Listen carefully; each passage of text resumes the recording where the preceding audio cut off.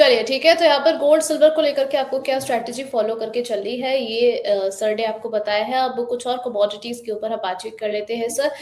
Crude के prices पे भी हमने स्पाइक अप आते हुए देखा है। हम आपसे ये भी समझना चाहेंगे कि स्ट्रेट ऑफ हॉर्मुज को लेकर के अभी भी सिचुएशन जो है वो काफी ज्यादा इंटेंस बनी हुई है। आपको लग रहा है यहाँ से प्राइसेस हम एक बार फिर से $100 के ऊपर जाते हुए देखेंगे? फिलहाल के लिए वो प्राइजेस जो पिछली बार में जो रैली बनी थी उसके सिनेरियो कुछ अलग थे, और अभी फिलहाल जो प्राइस चल रही है उसके लिए जो कंडक्शन एक कंडीशन क्रिएट होती रहती है मार्केट में, वो कुछ अलग है। तो इन दोनों सिनेरियो के हम लोग एक कॉम्बिनेशन व्यू में देखने के लिए जाएंगे। तो फिलहाल के लिए जो हिसाब से वो रैली हुई थी वो भी न्यूज बेस्ड थी, और अभी जो सेल ऑफ आया है वो भी न्यूज बेस्ड है। तो इन दोनों का हम लोग एक सही दायरा निकालने के लिए देखेंगे कहाँ पे ट्रेडर्स की पोजीशन बननी चाहिए। तो फिलहाल एक बिकवाली है, ये बिकवाली में आपकी सेलिंग की पोजीशन आप यहाँ पे बना के चल सकते हैं। लो लेयर मिलेंगी तो जरूर उसके बारे में हम लोग देखेंगे क्या सिनारियो एग्जैक्टली बन के आ रहा है, जियोपॉलिटिकल टेंशन किस तरह से पैनिंग आउट हो रहा है, और वहाँ पे क्या सिनारियोज है जो हमले के लिए एक डिसीजन मेकिंग सिनेरियो क्रिएट करके आएगी, और ट्रेडर के लिए एक राइट पोजीशन बनाने के लिए एक समय रहेगा। चलिए, ऐसे में सर ट्रेडिंग स्ट्रैटेजी क्या फॉलो करके चलिए है क्रूड के अंदर? इस क्रूड का फिलहाल अभी अगले कॉन्ट्रैक्ट में काम होगा, जो है अप्रैल का कॉन्ट्रैक्ट, जहां पे करीबन फिलहाल जो प्राइजेस शुरू है वो करीबन 8,520-30 के यहाँ पे चालू है। यहाँ पे कोई बाउंस बैक मिलता है इवनिंग सेशन में करीबन 8,600 के नजदीक में, तो वहां पे आप बिकवाली करके चल सकते हैं। 8,840 का यहाँ पे स्टॉप लॉस मेंटेन करना रहेगा, टारगेट बनेगा 8,600 के। और यहाँ समवेयर यहाँ पे और भी सेलिंग प्रेशर जाती है, तो आपको 8,400 के लेवल देखने के लिए मिल सकते हैं क्रूड ऑयल के प्राइसेस में। चलिए, तो अप्रैल कॉन्ट्रैक्ट के लिए जो है सेल की स्ट्रैटेजी आपको बताई गई है। 8,600 के लिए स्टॉप लॉस आपको मेंटेन करना है 8,840 का।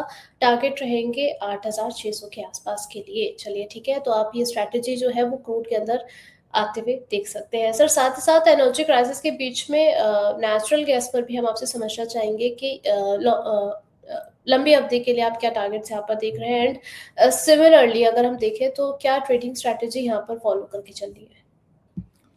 ये शुरू से देखेंगे कि एक में वो ऐसा एक काउंटर है जिसमें एक सेलिंग प्रेशर काफी महीनों से हम लोग देख रहे हैं। जैसे ही विंटर सीजन के नंबर्स बाहर आए थे उसके बाद में ये सेलिंग प्रेशर कंटिन्यू हुआ, और अभी भी देखेंगे तो वेदर कंडीशन सभी कंट्रीज नेशन सभी जगह पे अलग अलग है, तो वो इम्पैक्ट काफी कर रहा है प्राइजेस को। तो यहाँ पे जो है ये स्लगिशनेस ऐसी चालू रहेगी, यहाँ पे प्राइजेस और भी प्रेशराइज होते हुए दिख रहे हैं। तो समवेयर आपको नेचुरल गैस का जो मार्च कॉन्ट्रैक्ट फिलहाल के लिए अभी हम लोग ट्रेडिंग के लिहाज से देखेंगे तो करीबन 275 के यहाँ पे आप बिकवाली करके चल सकते हैं। 283 का यहाँ पे स्टॉप लॉस मेंटेन करना रहेगा। टारगेट इसमें बनेंगे 260 के। वहीं पे हम लोग अभी क्रूड ऑयल के बारे में बात किए थे। क्रूड ऑयल का एक ऑप्शन का यहाँ पे मैं मोमेंटम जिस हिसाब से हो रही है, तो यहाँ पे जो स्ट्राइक रेट फिलहाल के लिए एक्टिव दिख रहा है वो 8,000 का है। तो 8,000 का पुट रहेगा जो करीबन 520 रुपए में मिलता है, तो इसमें बाइंग करने की सलाह रहेगी। यहाँ पे आपको 300 का स्टॉप लॉस मेंटेन करना रहेगा। यहाँ पे टारगेट जो बनेंगे करीबन 850 के बनेंगे।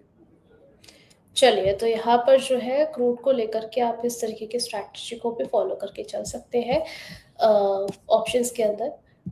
नेक्स्ट यहाँ पर सर कुछ और क्वेश्चंस आए हैं हमारे दर्शकों के। हम चाहेंगे कि आप प्लीज़ उनको भी गाइड कीजिए कि क्या करना चाहिए।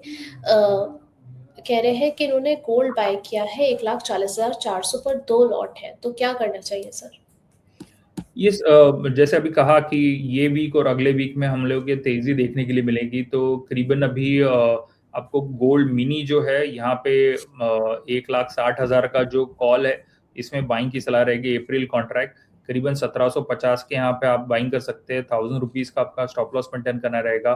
2700 के यहाँ पे टारगेट बनेंगे। उसी समय पे हम लोग सिल्वर मिनी को देखते हैं, तो वहां पे 2,60,000 का जो कॉल है इसमें आप बाइंग करके चल सकते हैं। अप्रैल वाला कॉन्ट्रैक्ट करीबन 8,700 की लेवल मिलती है, तो यहाँ पे बाइंग कीजिए।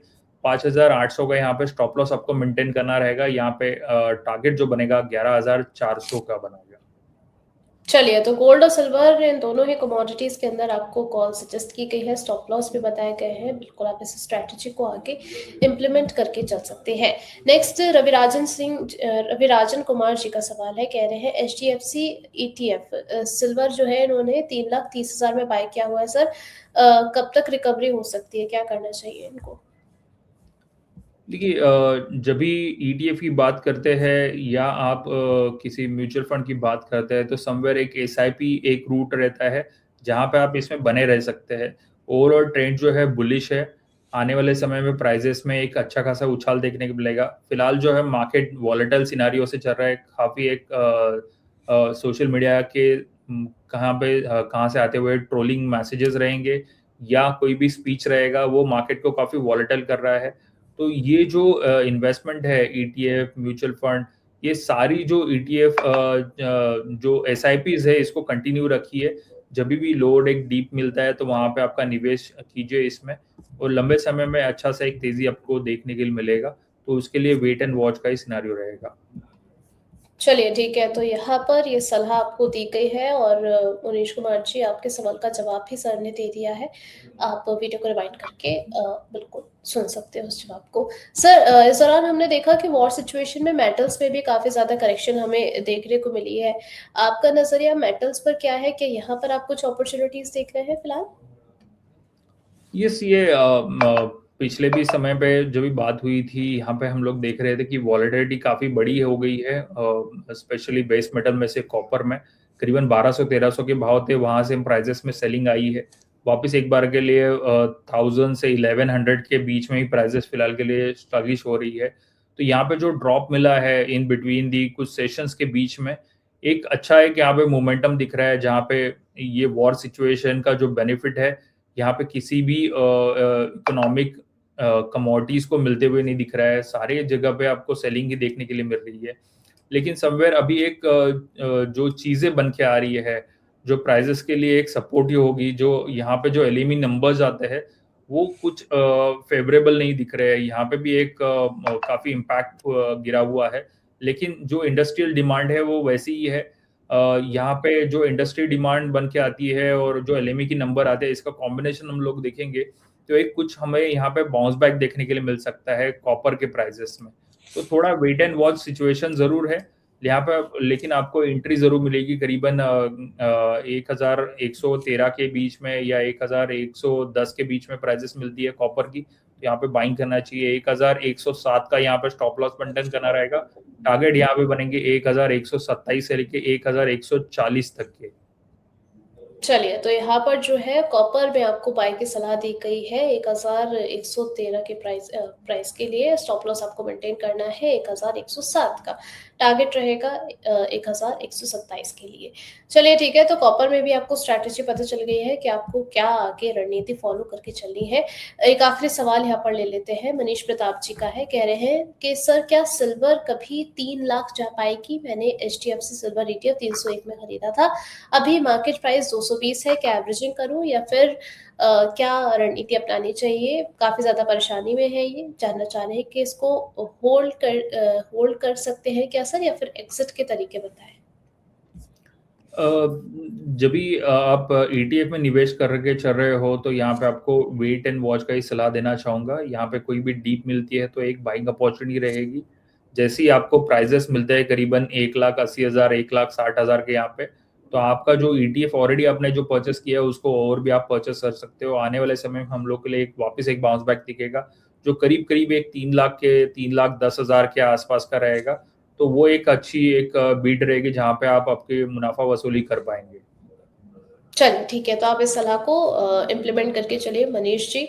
अब यहाँ पर पोल क्वेश्चन और देख लेते हैं। सवाल था कि नेक्स्ट कमोडिटी रैली किस में आ सकती है, गोल्ड, सिल्वर, क्रूड या फिर बेस मेटल्स? 52% लोगों का कहना है कि गोल्ड जो है अब आगे रैली दिखाता हुआ नजर आ सकता है। 38% लोगों का वोट जो है वो सिल्वर की तरफ है, 6% क्रूड की तरफ है और 5% बेस मेटल्स की तरफ है। सर आपका नजरिया, आपका वोट इन चारों में से कहा जा रहा है? ये वेट एंड वॉच है। कल का सिनेरियो वापस मार्केट में एक उछाल देखने के लिए दिखा सकता है। वॉल्यूम भी अच्छे खासे एग्रेसिवली दिख रहे हैं यहाँ पे आते हुए। तो एक बाउंस बैक है करीबन ये वीक से लेके अगले वीक में ये प्राइस लेवल जो है कंटिन्यू रहेगा। ठीक है, तो यहाँ पर जो है सर ने भी अपना वोट और अपनी स्ट्रैटेजी यहाँ पर आप लोग के साथ शेयर की है कि किस कमोडिटी की तरफ जो है रुख ज़्यादा पॉजिटिव बनता हुआ नज़र आ रहा है। Thank you so much Tejas sir हमारे साथ जुड़ने के लिए और हमारे सभी सवालों के जवाब देने के लिए। धन्यवाद ज़रूर जी। सर आपकी तरफ से एक डिस्क्लेमर प्लीज़। यहाँ पे जो भी अभी कमोडिटी डिस्कस की है, उसके लेवल डिस्कस किए, यहाँ पे कोई भी पर्सनल पोज़ीशन नहीं है, ना ही अपने हमारे कोई भी कलीग्स की है, हमारे क्लाइंट की ज़रूर यहाँ पे हो सकती है। कहीं भी आप लेवल्स के यहाँ पे आप ट्रेड लेंगे, तो आपकी पर्सनल सलाहकार की यहाँ पे राय लीजिएगा। चलिए, तो वित्तीय सलाहकार की सलाह लेते हुए ज़रूर चलिए, रिस्क एपेटाइट को जाँचते हुए चलिए और बहुत बड़ा कैपिटल किसी एक जगह इन्फ्यूज़ करने से पहले सेबी रजिस्टर्ड आरए की सलाह ज़रूर लीजिएगा। आप देख रहे थे फाइनेंस ज्ञानी में तेजस सर को सुन रहे थे, कमोडिटीज़ में क्या स्ट्रैटेजी आपको फ़ॉलो करके चलनी है। अब आपसे मुलाकात होगी कल, बने रहिए फाइनेंस ज्ञानी के साथ। बहुत-बहुत शुक्रिया।